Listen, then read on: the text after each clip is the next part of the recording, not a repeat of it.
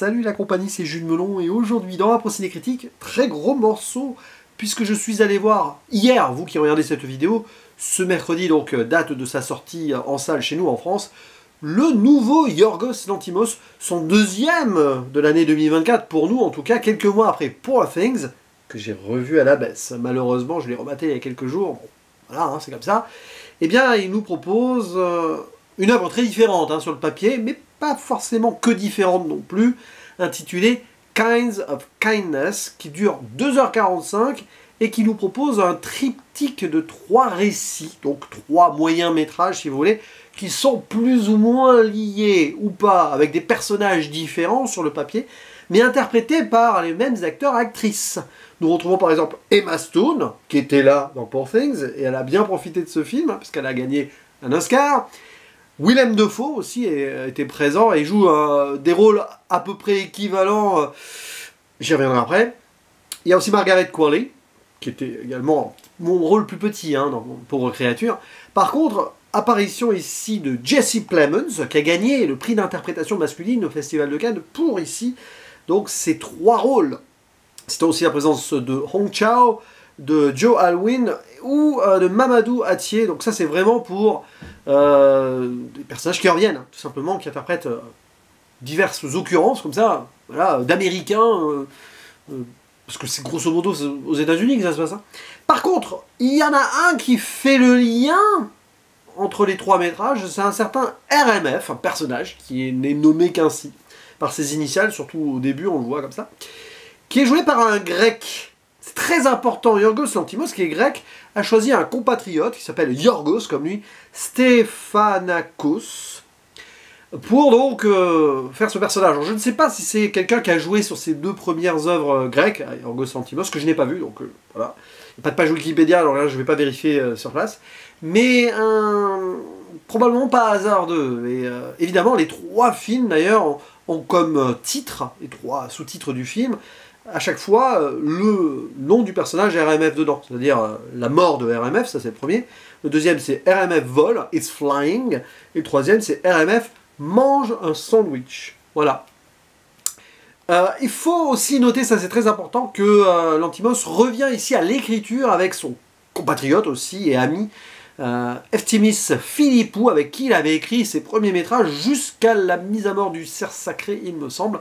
En gros, il n'était pas là pour La Favorite et Poor Things. Donc, si vous vous attendez à une sorte de Pauvre créature bis, même si vous avez adoré ou pas le film précédent, hein, non, c'est plutôt, on va dire, dans la lignée de Lobster ou Mise à mort du cerf sacré, et probablement de ces 2 premiers grecs que je n'ai pas vus. Voilà, donc ceux-là, je ne vais pas en parler.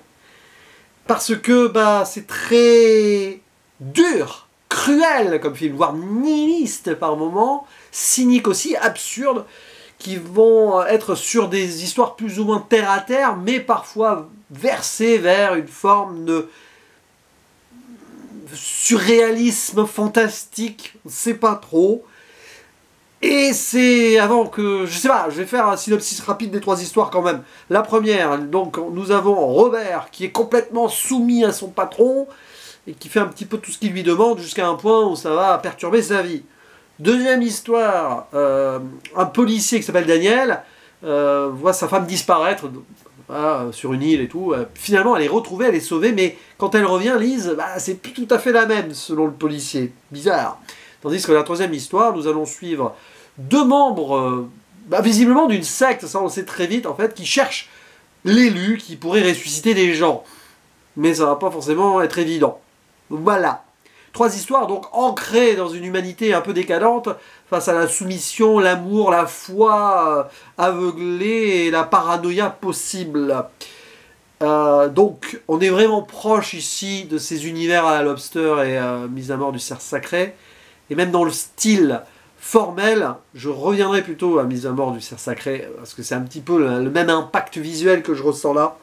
C'est un film assez riche, bon, très riche en fait, qui va nécessiter plus de recul, que je n'ai pas en faisant cette vidéo, mais j'avais envie voilà, de partager mon émotion ici avec vous, et vous le conseiller. Même si, attention, ce n'est pas un film à mettre entre toutes les mains et devant tous les yeux, parce que oui, il y a des scènes chocs. Il va très fort et franc du collier, Lanthimos, sur des violences très dérangeantes, même sur la troisième partie, bizarrement, voilà, qui pour moi est une vraie tragédie absolue, du sexe et des moments cringe absolus. D'ailleurs, si on veut, la première histoire, on est dans le cringe absurde. La deuxième, vraiment, on a la cruauté, violence un peu fantastique. Et la troisième, c'est vraiment un drame pour moi. Surtout vu ce que le personnage de Emma Stone subit. Alors je ferai une mini-zone spoiler pour interpréter quand même des trucs. Ce qui est intéressant, c'est déjà l'ouverture du film qui annoncera mon interprétation. Ça commence sur du Sweet Dreams de Eurythmics. Et d'ailleurs, il y a pas mal de petits titres dans le film. Non, je suis très content, et notamment Rainbow in the Dark de Ronnie James Dio dans la deuxième œuvre, dans le deuxième récit. Voilà. Bon bref, peu importe la musique en soi, ce qui est intéressant, c'est surtout de voir le parcours de ces personnages, le petit rôle de celui qui fait le fil rouge RMF, qui selon moi a une importance capitale, mais j'y reviendrai après. Et à chaque fois, voilà, il y a une cohérence malgré des intrigues très diverses et variées. On reconnaît ces acteurs qui ont été choisis pour faire plusieurs protagonistes. Moi j'aime bien cette idée-là, dans voilà, l'optique d'un film choral comme cela, qui n'est pas un film facile à réaliser en tant que long métrage au cinéma. Certains s'y sont déjà risqués plus ou moins casser les dents. Je pense récemment à Wes Anderson avec The French Dispatch, qui est très bien, mais est-ce qu'il y a vraiment une cohérence entre les trois histoires, à part stylistique, à voir? Je pense aussi évidemment à l'anthologie cinéma, La Quatrième Dimension, avec des segments réalisés par Steven Spielberg, John Landis, George Miller et Joe Dante, je crois que je vais oublier personne. Et là, si je parle de La Quatrième Dimension ici, c'est que nous avons cette vibe-là, mais à la Lanthimos. C'est-à-dire qu'on est sur une critique pure de l'humain décadent, de la société qui rend l'humanité décadente, la déshumanisation presque, hein, ici, parce que tout ce qui tourne autour de l'amour devient très négatif, en fait.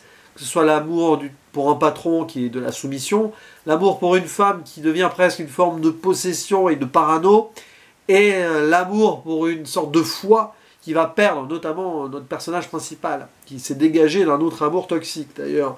Donc il y a ça, et c'est vrai qu'à certains moments vous avez la vibe Twilight Zone, donc la quatrième dimension. Peut-être le premier c'est plutôt Twilight Zone, deuxième ça serait plus proche des Contes de la Crypte, ah ouais, Tales of the Crypt, extraordinaire hein, ça aussi. Et le dernier, alors c'est un peu à part, mais le début, franchement, j'étais presque devant un épisode de X-Files. Voilà, parce que Emma Stone en Dana Scully, c'est presque ça. En plus, c'est une sorte d'enquête, là, mais bon, on voit bien que c'est pas des gens du FBI. Mais au début, on pourrait croire, presque, qu'il y a cette idée-là.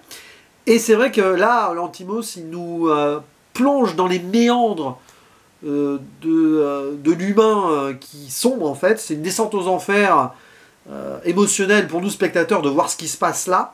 Ça pourrait être parfois crédible, mais toutes ces histoires ne le sont pas, de toute façon, pour plein de raisons, et par certaines coïncidences aussi, par certains moments qui sortent de l'ordinaire et du réel quand même. Je vais pas rester, je vais rester vague pour l'instant, mais c'est ça, là, le regard presque nihiliste, je pense même, hein, de Yorgos Lanthimos, qui continue sa carrière aux États-Unis, et il ancre ces histoires qu'il a probablement commencé dans ses premières œuvres grecques, dans son regard sur l'humanité, et je dirais même plus peut-être son regard ici sur l'Amérique aussi, parce que quand on y regarde de plus près, c'est aussi un mal humain, certes, mais très américain. Avec le premier, on a le capitaliste, le boss qui va soumettre son employé. En plus, on voit hein, les grands buildings, tout ça en face depuis la tour, cette maison sans vie, avec des plans très fixes, où on voit qu'il y a la solitude et l'abandon en fait de l'humanité par rapport à cette condition de bourgeois. Il en subit plus qu'autre chose en plus au final hein, la situation pour le personnage Robert qui a beau avoir de l'argent et l'amour de son boss, mais en fait sa vie est un enfer puisqu'il se l'est imposé ainsi. La deuxième histoire, vous avez la paranoïa, limite conspiration possible du policier en plus. Il n'a pas choisi ça par hasard, hein, qui pense que sa femme a été remplacée, hein. C'est pas le grand remplacement mais c'est pas loin. Désolé pour le parallèle très douteux, mais bon, vu l'actualité, malheureusement. Hein. Et la troisième histoire, un peu on the road, là, à chercher à travers cette fausse foi, cette fausse religion, presque un faux prophète, d'ailleurs, il y a des histoires de fluide corporel à un moment, c'est pas du George Miller, mais on pourrait y croire. Là aussi, cette Amérique-là qui peut sombrer dans le côté sectaire. Donc, moi, ça m'intéresse, ça aussi. Même si on peut le transposer à l'humanité au sens large, ça se passe indéniablement aux États-Unis, et on a ce personnage, donc joué par un grec, qui fait le lien et dont on n'a pas vraiment le nom, RMF. Tout ça est très intéressant. Donc, mise en scène complètement, d'ailleurs, dénuée, j'ai envie de dire, d'artifice. On est très loin ici de la surexposition de certaines choses de Porfix, ou même d'autres films d'avant. Bah, La Favorite, j'aime beaucoup, mais il n'y a pas le fisheye et tout ça. Là, on est vraiment... C'est presque kubrickien, on est dans du Kubrick par moment. De toute façon, c'est un des réalisateurs préférés de Lanthimos. Même dans la musique, donc les compositions musicales, on est parfois entre 2001 Odyssée de l'espace et Eyes Wide Shut. Mais vraiment, hein, dans ces styles-là, qui renforcent le malaise et on ne sait pas trop. J'aime beaucoup aussi la façon dont Lanthimos va retourner les situations dans chaque histoire. C'est-à-dire, surtout la deuxième et la troisième. On croit que, mais en fait, pas du tout. Et puis ça bascule de manière très étrange. Ça bascule terrible hein, sur la troisième histoire, évidemment, pour le personnage d'Emma Stone. Et alors, voilà, tout ça mélangé fait que, certes, la troisième histoire, je la trouve un peu trop longue et un petit ventre mou, mais c'est encore plus pour accentuer le choc à un moment. Mais je trouve que l'ensemble est bien rythmé, on voit pas vraiment le temps passer pour 2h45. C'est vraiment assez fort.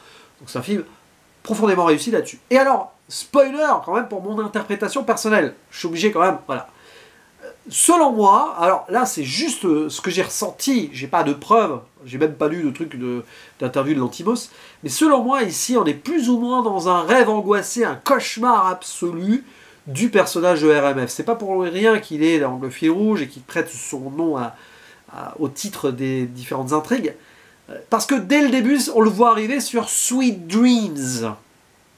Petit peu d'ironie, comme le titre du film a une ironie, hein, Kinds of Kindness, vous voyez, la gentillesse, la bienveillance là-dedans, enfin, c'est de la fausse gentillesse là-dedans. C'est de la faux amour, faux lien, fausse foi, tout ce que vous voulez, mais rien de bien là-dedans. Et on le voit arriver là, et en fait, t'as un peu l'impression que il est dans ses angoisses, c'est presque une lecture à la Boy Afraid d'Ari Aster, hein, mais vraiment en fait.